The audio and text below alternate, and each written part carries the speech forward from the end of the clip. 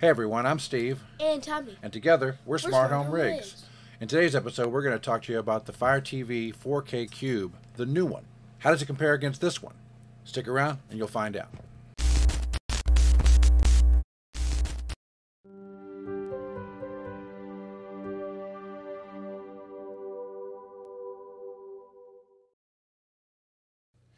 Well, it finally arrived. The all-new Fire TV 4K Cube 3rd Gen.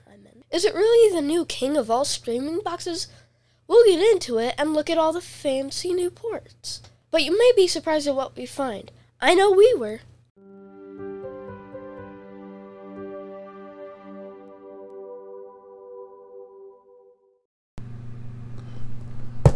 Just arrived. The new Fire TV Cube. Let's get into it.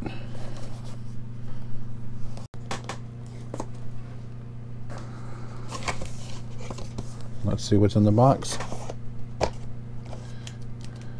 I do like the fact that they've gone to the paper, earth-friendly packaging. Way to go, Amazon. And this is really nice. Fabric covered. Not going to catch a lot of fingerprints on that for sure. It's got a flat base instead of having the speaker on the bottom on a raised base, like the original one here. It's got a flat base because the speakers are inside of the fabric wrap, very similar to the dots. And then on the top, looks like it's got 4 microphones instead of 8, but it probably has things inside the fabric that we can't see. Look on the back here, and that's where you'll notice the biggest difference. This one's got network on board. Instead of having to have the adapter this one came with, this one has networking on board, has a USB so you can actually hook up a camera, has the IR extenders, power, and then you have the HDMI out to the TV, but you also have an HDMI in, and that's new. That means you can hook up something else and plug it into there and be able to access both of those. And in addition to the HDMI port, you also get a network port and a USB port. Is it USB-C? No, son. So it's just USB 3.0? No, not even 3.0.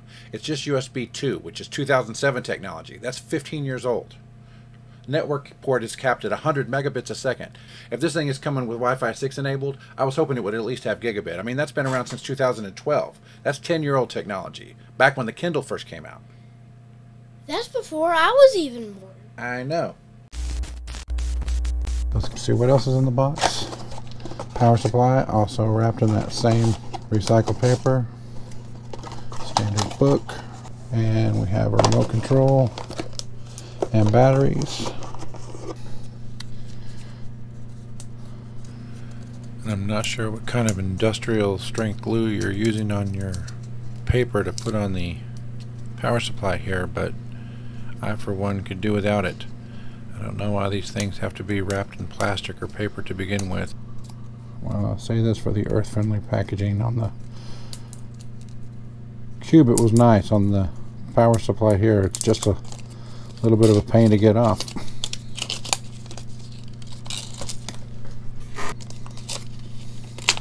And here's the new remote.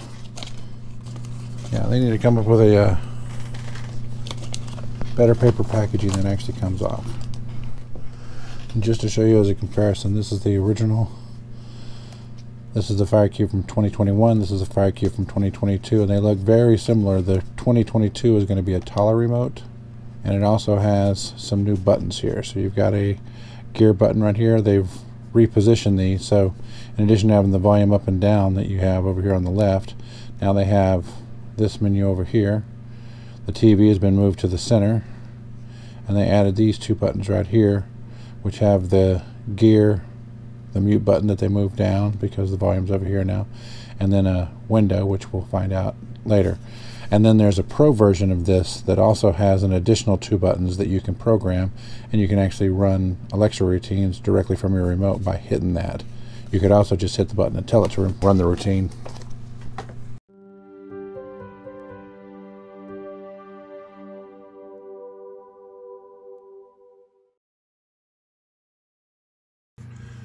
So with the old one, you had this little USB micro USB adapter that went in here so you could get the network. This one's got it on board. This one also came with an IR blaster. This one can blast right through this little fabric stuff. This one also is a fingerprint magnet. This one has the fabric cover, which makes it look more like a speaker. In addition to that, the corners are rounded. Why they were ever this sharp is beyond me. But to give you an indication, you take a piece of paper,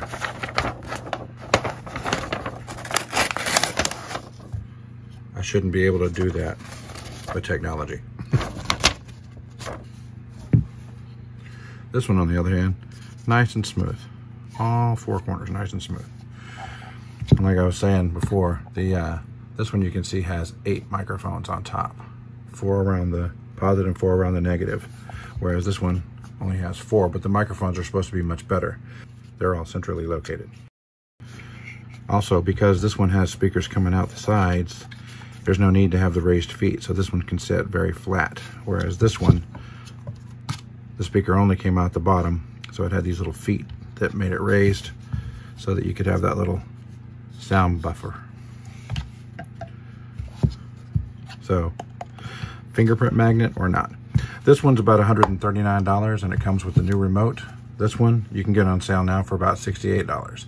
So if you don't need the extra HDMI input and the onboard networking, if you're going to use this wirelessly or you're going to use the dongle that they provide in here, then you could probably go with this one. This one has the extra advantage of having the HDMI input. So if you have a cable box, a satellite box, a PlayStation, an Xbox, if you have an Apple TV or any other streaming device that you want to have in addition to this, you can use this one, and then you can use the remote to change the input and have it daisy chain right through there.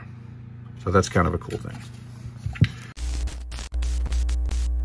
The new Fire TV Cube 3rd Gen comes with a Fire TV remote. It is similar to the TVs with Alexa and Fire TV built in, and taller than the Fire TV stick remotes. For $139, they should have packaged this new Fire TV Cube with the new Voice Remote Pro, which will be released soon, but they chose not to.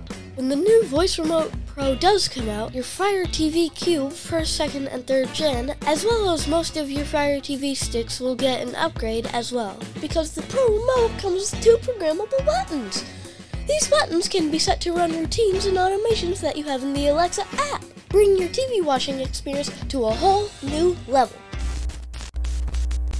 Let's talk about these fancy new ports. People on the interweb are all excited about these additions. And while it's true the Ethernet and USB ports aren't on the other cubes, you might remember that they were on the very first Fire TV box ever, way back in 2014, the year I was born. It wasn't until the Fire Sticks came out a couple of years later that they took these ports away and sold us an adapter to get them back, or an OTG cable for the hardcore enthusiasts.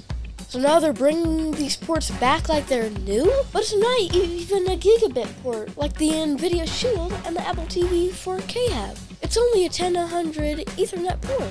And the USB isn't even USB 3.0, it's USB 2.0. So really, it's like they took the exact same ports they were using back before I was born and recycled them to the new 3rd Gen Fire TV Cube. Does that sound right to you? Tommy's Pro Tip. If you have last year's model, there's no reason to upgrade unless you have the HDMI pass-through for a gaming box or cable, if anyone even has the cable anymore. But if you have a Fire Stick and it's laggy or your Wi-Fi isn't as reliable as a hardline connection would be, then I'd recommend getting last year's Gen 2 model. And with the savings, you can get yourself the Voice Pro remote and still have money left over, because aside from the HDMI in port, the rest of the specs are almost identical.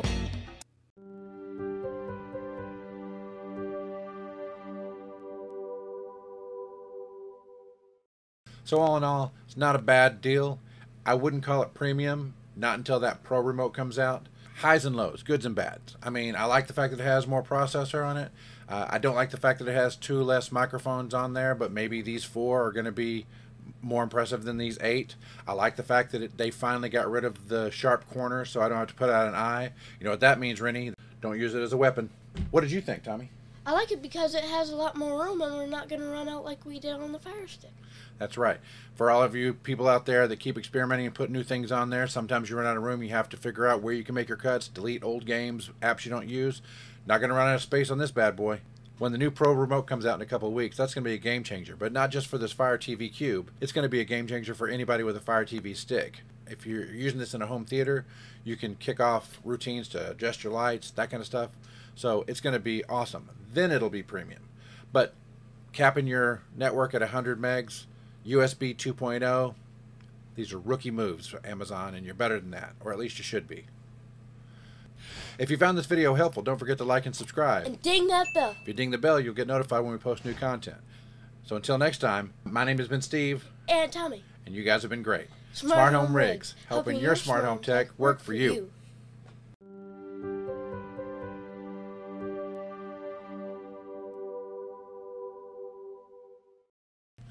So if you already have this 4K...